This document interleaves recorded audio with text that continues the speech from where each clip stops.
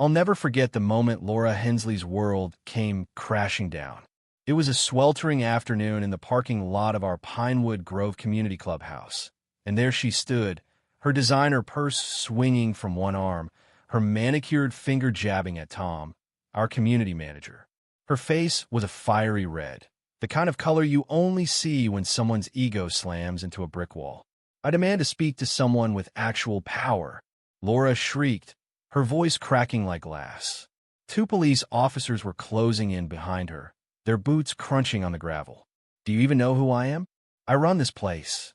The taller officer stepped forward, his voice calm but firm. "Ma'am, I need you to relax and put your hands behind your back." The look on Laura's face, pure, unfiltered shock, was something I'd replay in my head for weeks. Let me back up. Laura Hensley wasn't always the neighborhood VY lane. She moved into Pinewood Grove, a cozy, retirement-friendly suburb, about 3 years ago. Most of us here are over 65, enjoying quiet days and bingo nights. But Laura, at 58, made it her mission to scream from the rooftops that she wasn't one of the old folks. With her Pilates-sculpted figure, weekly salon VY sits, and an obsession with looking half her age, she stood out like a peacock in a flock of sparrows. Within 6 months of REVYing, she'd clawed her way to the top of our HOA board, becoming president. That's when our peaceful little community turned into her personal kingdom. Laura's rule was relentless. She rolled out regulations like a dictator drafting a manifesto.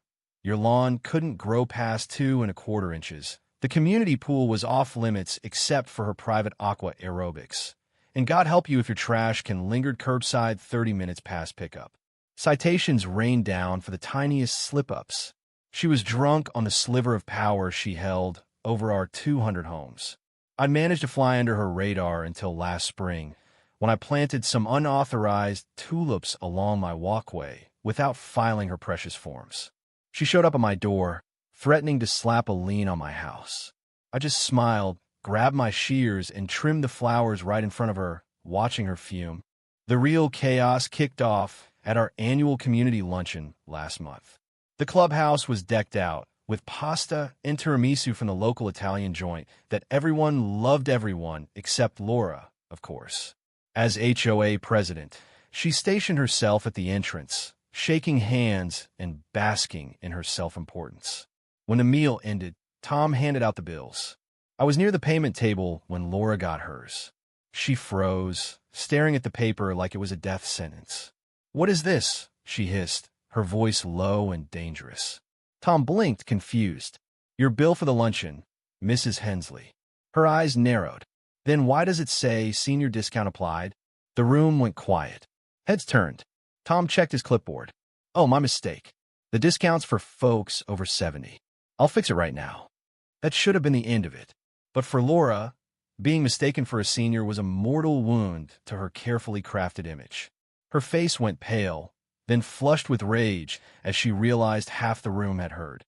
"This is outrageous," she spat, crumpling the bill in her fist. "This is defamation. Who approved this? I want names." Tom tried to explain it was a clerical error, but Laura was already spiraling. She stormed out, her husband trailing behind like a scolded puppy. We all exchanged glances, knowing the calm in Pinewood Grove was about to shatter. The next morning, Laura barged into the HOA office, demanding not just a corrected bill, but a formal apology letter sent to every household, declaring she was nowhere near the senior demographic. She called the mix-up age-based harassment and swore it was a plot by staff jealous of her authority. Tom offered to comp her due Law 37 lunch and fix the bill, but Laura didn't want peace, she wanted blood. She rallied her few board allies, claiming Tom's team was sabotaging her.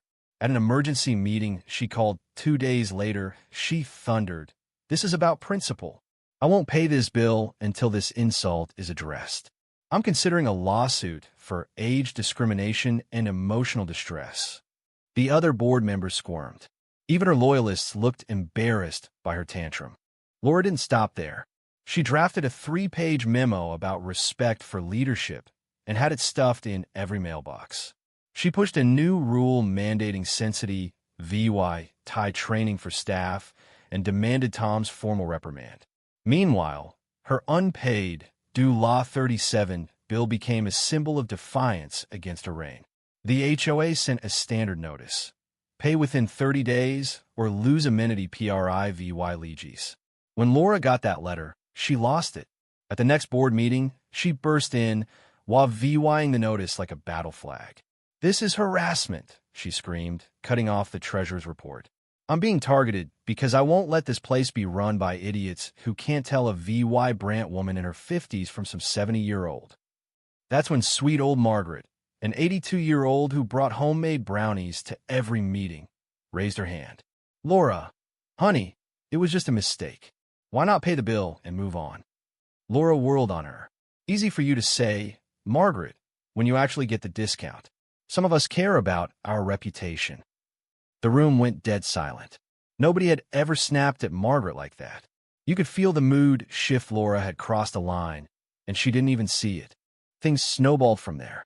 Laura stopped paying her HOA dues, claiming she was withholding funds until proper procedures were established. She spread rumors that Tom and the staff were out to get her because they envied her vitality. But the community had had enough. A petition started circulating for a special election to boot Laura off the board. When she found out, she went door to door, demanding residents retract their signatures, threatening legal action. It was desperate, unhinged. It only fueled the rebellion. The night of the special meeting, the clubhouse was packed, the air thick with anticipation. The board secretary opened the session, starting with a vote to remove Laura. But before she could finish, the doors flew open. Laura stormed in, a nervous man, probably her lawyer trailing behind. "This meeting is null and void," she bellowed. "As president, I didn't authorize this, and I'll sue every single one of you." Her lawyer whispered something, but she brushed him off. Tom stood up. "Mrs. Hensley, this meeting follows our bylaws. The board voted for it, and I'm here to run it. You have no power here." Laura snapped. She marched to the front, grabbed the stack of agendas, and tore them in half, screaming, "This meeting is over." Residents stood, shouting in protest.